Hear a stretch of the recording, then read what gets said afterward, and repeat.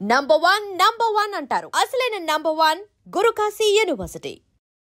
వరంగల్లో ఒక్కసారిగా ఒక కిడ్నాప్ కి సంబంధించిన కేసు నమోదైంది. అది కూడా మట్టెవాడ పోలీస్ స్టేషన్లో కిడ్నాప్ కి సంబంధించిన కేసు. తన కొడుకుని ఎవరో కిడ్నాప్ చేశారంటూ స్థానికంగా ఉండేటటువంటి ఒక వ్యాపారి, ఆయన పేరు వచ్చేసి అశోక్, అండ్ వాళ్ళ అబ్బాయి పేరు వచ్చేసి అబిత్ సోని. సో మా అబ్బాయిని ఎవరో కిడ్నాప్ చేశారు. ఈ అబిత్ సోనికి 32 సంవత్సరాలు. నిన్న సాయంత్రం 7 గంటలకు వీళ్ళు అశోక్ మైదాన్ దగ్గర నుంచి నాకు ఫోన్ కాల్ వచ్చింది. కిడ్నాప్ చేశాం మీ అబ్బాయిని, 10 లక్షలు ఇస్తే గానీ విడిచిపెట్టము అంటూ నాకు ఒక ఫోన్ కాల్ వచ్చింది అంటూ ఇప్పుడు ఈ అశోక్ ఎవరైతే ఉన్నారో అతను మట్టెవాడ పోలీసులకు ఫిర్యాదు చేయడం జరిగింది. ఒక్కసారిగా నగరంలో కిడ్నాప్కి సంబంధించిన కేసు, కిడ్నాప్కి సంబంధించిన కేసు ఎప్పుడైతే నమోదవుతుందో పోలీసులకు అదొక అతిపెద్ద ఛాలెంజ్ అని కూడా చెప్పొచ్చు. ఎందుకంటే ఏ రీజన్స్కి వీళ్ళు అంటే కిడ్నాప్ చేసి ఉంటారు, డబ్బులేనా లేకపోతే పాత కక్షలు ఏమైనా ఉన్నాయా?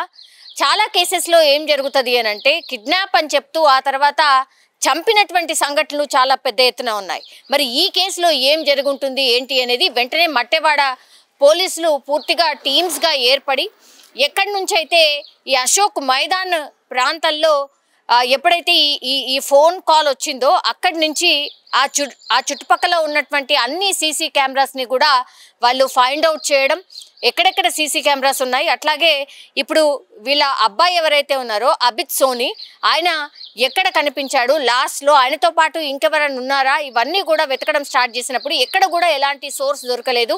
వాళ్ళ అబ్బాయి కూడా ఎక్కడ కనిపించకపోవడంతో ఇంకా టెన్షన్ పెరిగిపోయింది.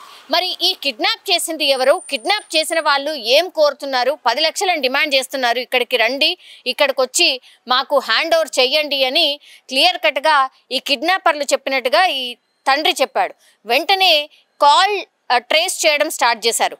కాల్ ట్రేస్ చేయడం స్టార్ట్ చేసినప్పుడు పోలీసులు డిఫరెంట్ వర్షన్స్, వాళ్ళకున్నటువంటి అంటే ఈ గతంలో ఉన్నటువంటి ఎక్స్పీరియన్స్తోని ఎవరు చేసి ఉంటారు అన్న దీంతో వాళ్ళు వెతకడం స్టార్ట్ చేశారు. అండ్ కాల్ని ట్రేస్ చేసిన తర్వాత ఈ కాల్ సిగ్నల్ డేటా ఎక్కడ ట్రేస్ అయింది అంటే వరంగల్ శివారు ప్రాంతాల దగ్గరనే ట్రేస్ కావడంతో వెంటనే అక్కడికి వెళ్ళి చాకచక్యంగా వాళ్ళు ఇంప్లిమెంట్ చేసేటటువంటి ప్లాన్ ప్రకారంగానే వీళ్ళు వెళ్ళి రైడ్ చేయడంతో అక్కడ నిజంగా పోలీసులే కాదు వాళ్ళ నాన్న అంటే ఈ అశోక్ ఎవరైతే ఫిర్యాదు చేసిండో నా కొడుకు తప్పిపోయాడని అతను కూడా షాక్ అయిన ఇన్సిడెంట్ కనిపించింది. ఎందుకంటే ఇప్పుడు ఎవరైతే ఈ అబిత్ సోని అనే వ్యక్తి ఎవరైతే ఉన్నారో అంటే వాళ్ళ కొడుకు, అతను ఇంకొక ఫ్రెండ్ అక్కడ ఇప్పుడు ఫోన్ ట్రేస్ అయిన చోట వాళ్ళిద్దరూ దొరకడంతో ఒక్కసారిగా అసలు ఏమైంది ఏంటి, ఇతను ఎందుకు ఇక్కడ ఉన్నాడు, కిడ్నాప్ అయిన వ్యక్తి వీళ్ళతో పాటు ఎందుకున్నాడు అని పూర్తిగా విచారణ చేసినప్పుడు అబిత్ సోని ఒకటే చెప్పిండు, 10 లక్షల రూపాయలు నాకు అప్పు ఉంది, బెట్టింగ్స్లలో నేను చాలా డబ్బును పోగొట్టుకున్నాను, మా నాన్నకి చెప్తే ఇంకేం చేస్తారు, ఎవరైనా నాన్న తిడతారు లేకపోతే ఇంకొక దెబ్బ వేసినా వేస్తారు, 32 సంవత్సరాలు కావచ్చు, అయినా సరే మరి 10 లక్షలు అంటే మాటలు కాదు కదా, ఊరికనే బెట్టింగ్లో పెట్టి పోగొట్టుకున్నామని చెప్తే ఏ తల్లిదండ్రులైనా ఎవరు ఊరుకుంటారు, కష్టపడి సంపాదిస్తే కానీ డబ్బులు రానటువంటి ఈ పరిస్థితుల్లో బెట్టింగ్ యాప్లు నమ్మొద్దు, బెట్టింగ్ యాప్లో పెట్టొద్దని చెప్పినప్పటికీ కూడా ఎన్నిసార్లు చెప్పినా మళ్ళీ ఆ బెట్టింగ్ యాప్లని పెట్టి అప్పుల పాలై ఇట్లా తల్లిదండ్రుల్ని పరేషాన్ చేస్తే ఏ తల్లిదండ్రులైనా ఇట్లాగే రియాక్ట్ అవుతారు. మా తండ్రికి భయపడి ఎట్లయినా సరే ఆ అప్పు తీర్చడానికని నేనే కిడ్నాప్ అయినట్టుగా నాటకమాడి నేనే మా నాన్నకు ఫోన్ చేశాను అని అబిత్ సోని చెప్పడంతో ఈ కేసు సాల్వ్ అయినట్టు లెక్క.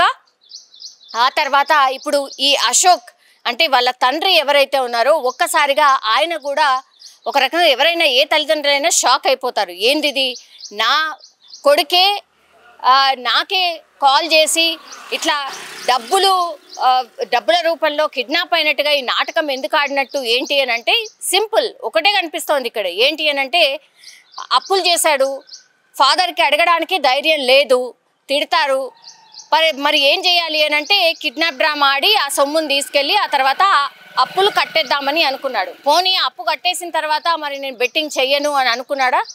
ఉండదు. డెఫినెట్లీ మళ్ళీ ఆ బెట్టింగ్లోనే ఉంటాడు, బెట్టింగ్లోనే యాప్లోనే పైసలు పెడతాడు, మళ్ళీ వెంటనే 10 లక్షలకు 20 లక్షలు సంపాదిస్తాను అన్న థాట్లోనే ఉంటాడు. సో ఈ నాటకం అంతా బయటపడడంతో పోలీసులే కాదు వాళ్ళ ఫ్యామిలీ మెంబర్స్ కూడా అవాక్కైన పరిస్థితి. 32 సంవత్సరాలు, ఏం చిన్న ఏజ్, టీనేజ్ పిల్లాడు కూడా కాదు.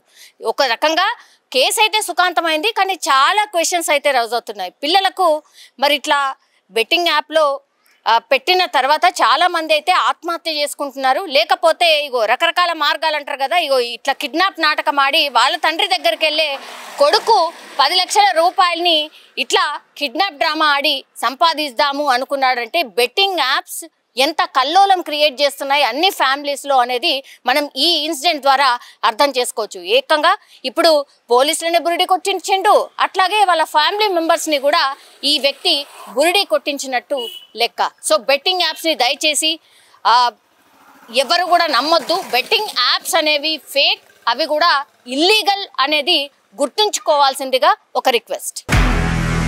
నిజంగా ప్రస్తుతం ఉన్నటువంటి సమాజం దేనికి ప్రయారిటీ ఇస్తుంది?